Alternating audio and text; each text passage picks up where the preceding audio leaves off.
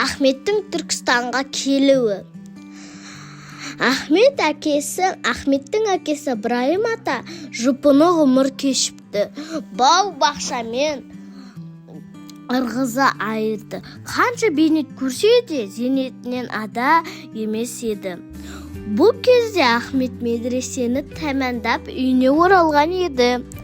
Бақшада арам шөпті отап жатқан әкесіне: «Әке, арам шөп жердің өз баласы деген рас екен-ау, қаптап кетіпті ғой», деді. «Иә, қарты қалмай қоймады. Арам шөп те соны сезді-ау. Менімен жарыса жағаласады. Үлгере алмай жатырмын. Бүйте берсе бізге дым да татырмас», деді Ахмет оған. Пайғамбар айтқан: «Емі жоқ ауру болмайды. Ұлық Алла ауруды жаратса, оның емімен қосып жаратады», деді.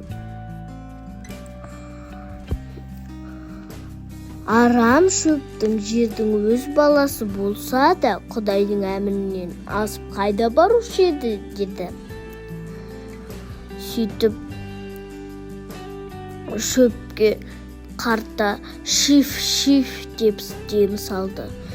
Жердің жегеннің жерде қалсын, бергенің бетке шықсын.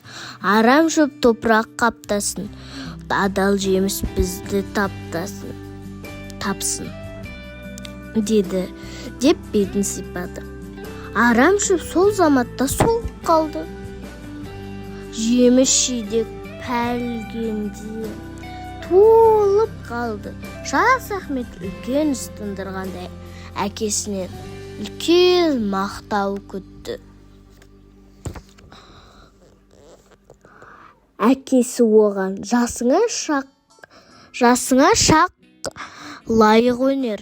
Бірақ пайғамбарымның ұлық сүндеті бұл емес еді. Арам шөпке әркімнің де әлі келеді.